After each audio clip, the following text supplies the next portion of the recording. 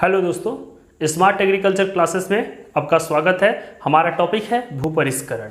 भूपरिष्करण को इंग्लिश में बोलते हैं टीलेज या टीलेज ऑपरेशन के नाम से हम इसको जानते हैं। तो टीलेज का मतलब क्या होता है आपको बताया जाए, हार्ड लेयर को तोड़ना। हार्ड लेयर को तोड़ना यानी जो हमारा खेत रहता है इसको जुताई से पहले इसका पूरा सख्त रहता है, हार्ड रहता है, इसमें वायु का संचार दर कम होता है। ऐसा नहीं है कि नहीं होता है, होता है, लेकिन वायु का संचार दर कम होता है। तो अगर हम भूमि के सख्त लेयर को तोड़ेंगे, हार्ड लेयर को तोड़ेंगे, तो उस क्रिया को हम लोग क्या बोलेंगे, भूपरिष्करण या टीलेज ऑपरेशन।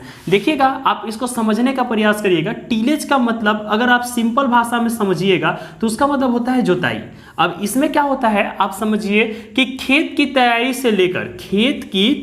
से लेकर फसल उत्पादन तक या फसल की कटाई तक, यानी हम खेत की तैयारी से लेकर फसल की कटाई तक जो भी क्रियाकलाप हम खेत में करेंगे, उन सभी क्रियाकलाप को एक साथ हम लोग क्या कर सकते हैं, टीलेज ऑपरेशन या भूपरिष्करण के नाम से जानते हैं। तो भूपरिष्करण आपका दो प्रकार का होता है। पहला होता है प्राथमिक भूपरिष्करण, दूसरा होता है आपका द्वितीयक भूपरिष्करण। अब ये प्राथमिक भूपरिष्करण और द्वितीय भूपरिष्करण का संबंध आपका मतलब खेत में ही होने वाले क्रियाकलाप से है। तो हम कैसे जानेंगे कि कौन सा क्रिया प्राथमिक भूपरिष्करण का है और कौन सा क्रिया आपका द्वितीयक भूपरिष्करण का है? तो आप ये समझ लीजिए कि खेत की तैयारी से लेकर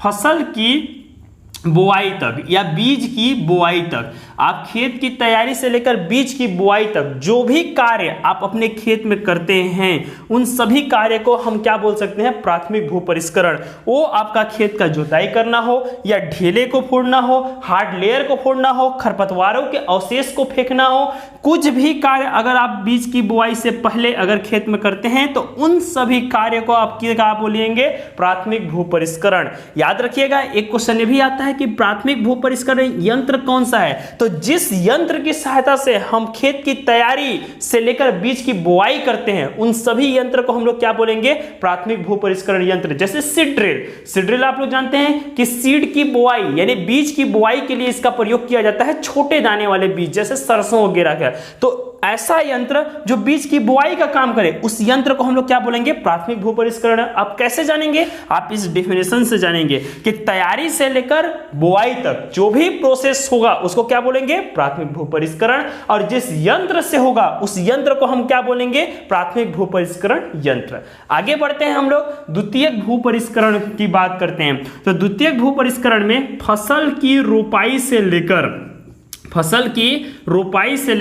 फसल की कटाई या फसल की मड़ाई तक जो भी कार्य किया जाता है, उन सभी कार्य को हम एक शब्द में बोल सकते हैं द्वितीयक भूपरिष्करण। सेम कंडीशन, रोपाई से लेकर फसल की मड़ाई तक जिस यंत्र की सहायता से कार्य किया जाता है, उन सभी यंत्र को हम लोग क्या बोलेंगे, द्वितीयक भूपरिष्करण यंत्र। अब रोपाई से लेकर कटाई तक क्या कार्य हो सकता है, रोपा लगाना, खेत में खाद एवं उर्वरक का प्रयोग करना, उसमें कीटनाशक का प्रयोग करना, खरपतवार जो उगाते हैं उनको उखाड़ करके फेंकना, फसल की कटाई करना, फसल की ओसाई करना। ओसाई का मतलब होता है आप फसल को जैसे काटे उसको डूह करके अपने घर तक लाना या खलिहानों तक लाना। उसके बाद फसल की मड़ाई करना। मड़ाई का मतलब होता है दाना और छिलका को अलग करना। जैसे धान, आप फसल को काटे, डूह करके आप अपने घर में लाए, उसके बाद उसको मड़ाई करेंगे, मिसेंगे। तो मिसने का मतलब होता है मड़ाई करना, उसमें दाना और पैरा अलग हो जाता है। उसके बाद विनोइंग का मतलब होता है ओसाई। ओसाई का मतलब होता है दाना और भूसा को अलग करना। आप देखे होंगे पंखे की सहायता से दाना और भूसा को हम अलग करते हैं, तो उस कार्य को हम क्या बोलते हैं, ओसाई करना। ओसाई करने के तक जो भी प्रोसेस होता है और जिस यंत्र की सहायता से हम वो प्रोसेस को करते हैं, उस यंत्र को हम क्या बोलेंगे, द्वितीयक भूपरिष्करण यंत्र। यानी जो कार्य होगा रोपाई से लेकर कटाई या मड़ाई तक, उसको हम लोग द्वितीयक भूपरिष्करण कहेंगे, और जिस यंत्र से होगा उसको द्वितीयक भूपरिष्करण यंत्र के नाम से संबोधित करेंगे। याद रखिएगा, जो भूपरिष्करण कार्य होता है उसका भूपरिष्करण जो होता है उसका मुख्य कार्य है फसल उत्पादन को बढ़ाना और सॉइल की क्वालिटी को बढ़ाना। इससे क्या होता है कि आपका भूमि स्वस्थ रहेगा और आपको प्रोडक्शन की मात्रा भी क्या होगी, अधिक मिलेगी। यही है आपका भूपरिष्करण।